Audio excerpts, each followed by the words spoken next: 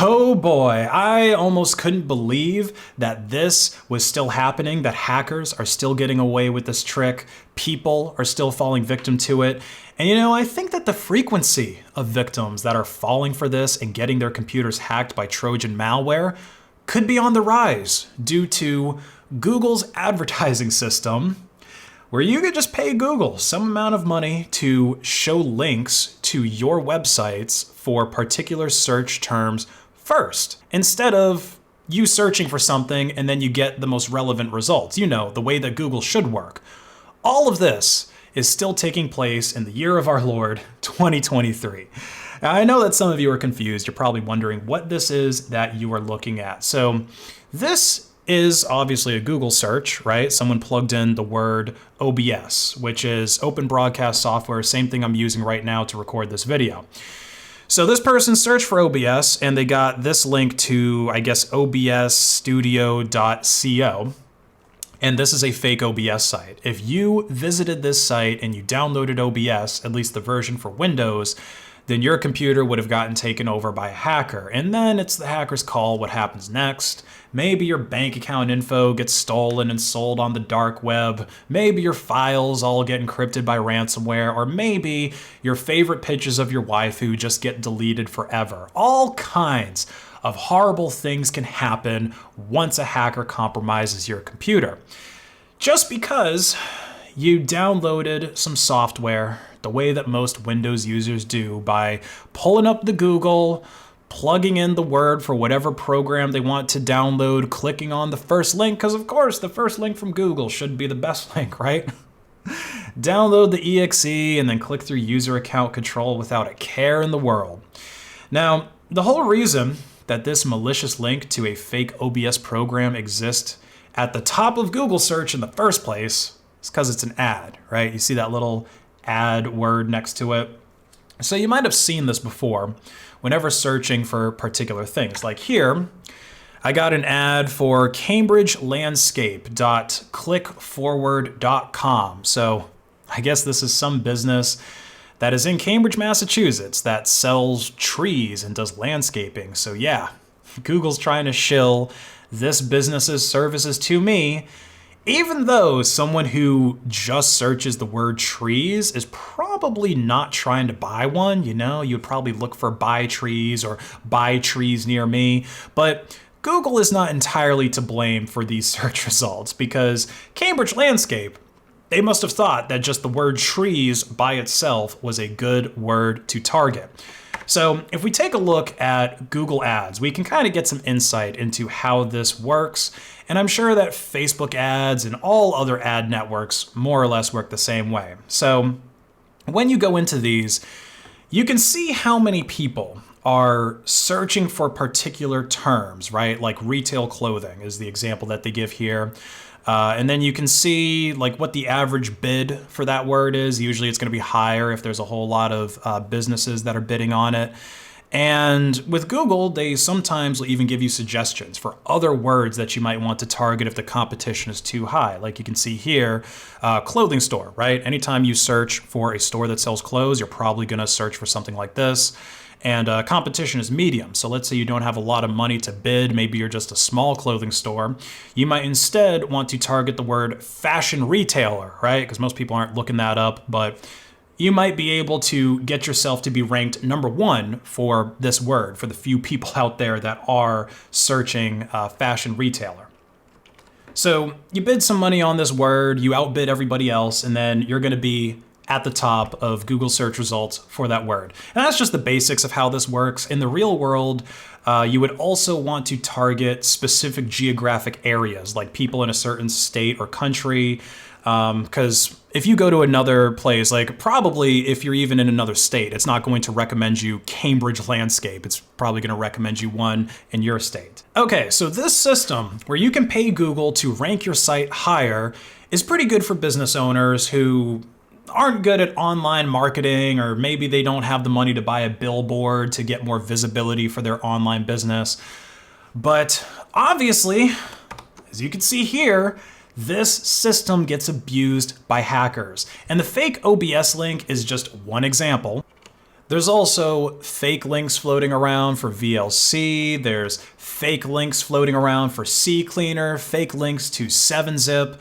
All of these are programs that you have likely downloaded at one point. And another thing about these programs is that they're all free, which makes it even easier to make a malicious copy of the program and then get Google to rank it higher. Because the companies behind OBS, VLC, 7-Zip, they're not making any money off of their software, at least not directly. I'm sure that they get donations and stuff like that, but these companies are not rolling in dough, okay? It's not like Microsoft making Microsoft Office. And so, because they don't have all this money, they don't pay to advertise their software anywhere, which makes bidding on the search terms like OBS or OBS download or VLC download that much cheaper, because there's no competition. And because these programs are also open source, it's probably a lot easier to just embed malware into the fake copies and then just have the program appear to function normally, right? Like you could have the malware run in the background while OBS pops up and it records or streams perfectly normally. But the hackers didn't do that this time. They didn't decide to give you a working program with their fully undetectable malware, because we actually have a moment-by-moment account of what this malware did to someone who fell victim to it. So here is NFT God. This guy is a crypto influencer, which should really speak to the absolute state of not even just cryptocurrency, but technology in general. There's probably a lot of people that were following this guy's advice, that were learning from him how to heck and trade the cryptocurrencies, and maybe he is knowledgeable about it at some high level, maybe he knows high level crypto concepts, but when it comes to using a computer and general internet safety, I think NFT God needs to take some more lessons. So here we can say his entire digital livelihood was violated. Every account that was connected, both personally and professionally, was hacked. And worst of all, he lost a life-changing amount of his net worth, which was probably in, NFTs and crypto and stuff like that. His Twitter was hacked, blah, blah, blah. So let's get into it. Yesterday afternoon, I went to download OBS onto my personal desktop computer, and we know what OBS is. But what you didn't realize was that you clicked on the sponsored link on Google. After clicking the link and downloading the software I went to install, nothing happened when I clicked the exe. Oh, okay. Oh well, maybe streaming wasn't for me. Maybe the exe I downloaded from OBS Studio was just corrupted. Oh well. So he went and, played some game for a bit. No issues. And then after he finished the game, he went to go get someone, and he got a DM telling him that his Twitter was hacked, and, it just goes on from there. And then I think it took about 2 days for him to realize, here, he's like, oh my God, dude, you sold your heckin' ape. Maybe it's this one here. Which, by the way, if your ape got sold, you should probably change this, because people in the NFT community think it's really disrespectful to have profile pictures of NFTs you don't own. So yeah, if your ape got wethed, you need to change it back to an egg or something like that. But yeah, his ape got sold, and he sat on the couch numb. So yeah, I think NFT God might want to look into getting some more internet security lessons. And speaking of lessons, we're at the part of the video where we discuss the lessons that we learned from this hacking campaign and how we can better protect ourselves. Now, I could go on and on for hours about how Google could make this whole system safer by checking the links that people are paying them to rank higher to make sure that they're not serving malware. That would be a pretty good first step. Or maybe just check that these specific search terms that people are targeting are not brands, or if people are targeting those brand names, make sure that they're actually affiliated with the brand name that they are targeting. But we can't expect Google to do the right thing because, well, it's Google. They got rid of their motto of "Don't be evil," which should tell you everything you need to know about this company. But also, Google's an advertising company, so of course, Google is going to continue selling ad space to hackers and all other kinds of no good nicks. And they're going to keep the hackers' money, and then they might just ban their links a couple of weeks later after cybersecurity people make a big fuss about it. And sure, some people are going to get hacked, but That's clearly a risk that Google is willing to take. So I think that the best approach is for us to change our behavior. We should use a search engine other than Google. I usually don't get very good search results from Google anyway, and now that some of their search results are literally malware, it is no longer safe to use Google.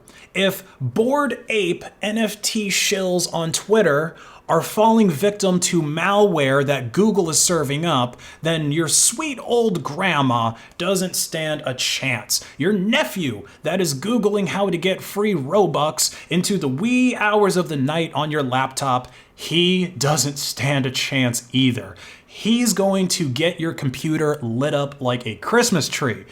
Personally, I'm a big fan of Brave Search and the Brave browser in general. Maybe if the market share of Google Chrome users and Brave users was flipped, then we wouldn't even have this issue in the first place. But there's an even better solution, which doesn't require changing your browser, your search engine, or your operating system, because, like I said, they were targeting Windows users specifically. If you were on Mac or Linux, then you wouldn't have been affected by this malware. But if you start downloading software onto Windows the correct modern way, then you also won't get affected by malware like this. So what do I mean the correct way? Well, on proper operating systems like GNU Linux, we have package managers like apt or pacman that we use to install our software from a trusted source instead of just playing Russian roulette and downloading random exes from Google. Microsoft actually copied the package manager model from Linux and included it in both Windows 10 and Windows 11. It's called Winget, and you can run it from PowerShell. Now, the problem with this approach is most Windows users have probably never seen a PowerShell terminal in their life, and if they did, it would probably scare them. Maybe one day, Microsoft users will get their software this way, and this will kind of be the default way that you get it on Windows. But if I had to bet, there's probably more people in the world running Windows XP as their daily driver than there are people using Winget, NuGet, Chocolatey, or whatever awful package manager Microsoft comes up with next to install their software on a modern Windows OS. You can't force people back into the paradigm of the terminal after we've been doing Windows for 2 decades. It's just, it's going to take people a while to get used to it. But anyway, those are some of the options to keep yourself safe. Always be careful when downloading software, and remember to practice good OPSEC. Like and comment, hack the algorithm, follow me on Odyssey, and have a great day.